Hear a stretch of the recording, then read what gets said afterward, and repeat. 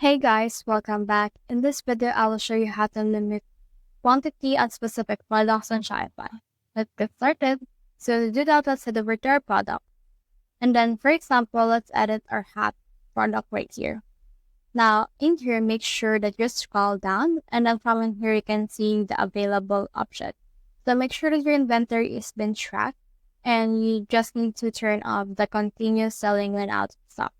So let's see what this product looks like first. So once I clicked on preview, the actual hat looks like this, and I can actually buy this or add this to cart. So if I head over and make sure to add in here 0 stock and save that, and if in here, if I try to replace it, the add to cart button will be replaced with the sold out button, wherein I can't buy it or I can't add this to cart. Now let's head over in here and then make sure that you already just have in here some inventory.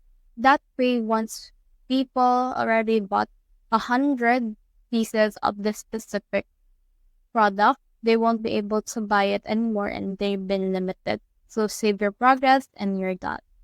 So that's the whole process. If you have found this video helpful, so leave a like or subscribe, it can help me reach more people. See you soon.